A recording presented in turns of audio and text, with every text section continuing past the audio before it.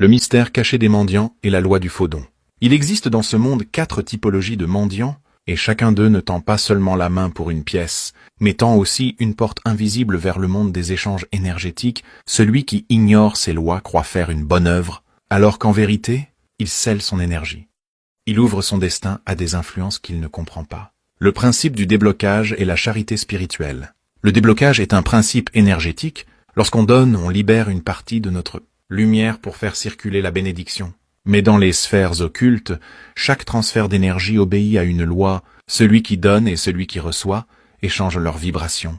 Ainsi, la charité n'est pas seulement un acte de bonté.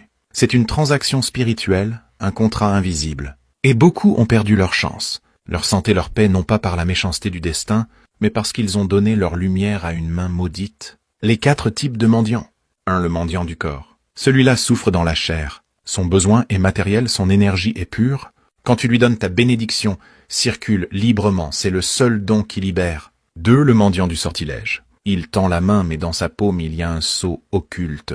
Chaque pièce qu'il reçoit devient une offrande involontaire. Ce sont eux qui collectent les destins et les redistribuent dans le plan astral. 3. Le mendiant du karma. Il est né pour porter la dette d'une lignée. Si tu donnes sans discernement, tu participes à son fardeau, et tu deviens solidaire de sa chaîne spirituelle. 4. Le mendiant des ténèbres. Il ne mendie pas par besoin, mais par rituel. Il récolte des âmes, des chances, des bénédictions. Une simple pièce déposée devient une signature.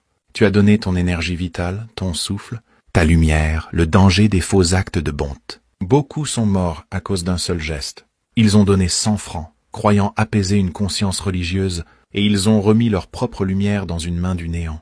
Puis la nuit, les ombres sont venues réclamer leur dû, et leurs familles ont pleuré sans savoir d'où venait le mal, la vérité spirituelle. Quand je dis « ne donnez plus rien à un mendiant », ce n'est pas un appel à l'égoïsme, mais un ordre de protection énergétique. Apprenez à discerner avant de donner. Apprenez à voir la vibration avant de poser la main sur une pièce. Car le véritable amour n'est pas de donner au hasard, mais de protéger sa lumière pour qu'elle serve les causes justes, et ceux qui viendront prêcher la religion, ceux qui répéteront des versets sans science, qu'ils sachent le monde spirituel ne pardonne pas l'ignorance. La naïveté n'est pas la lumière, c'est une brèche. Connectez-vous à la lumière, pas à la culpabilité. Le véritable don se fait d'esprit à esprit, pas de main à main.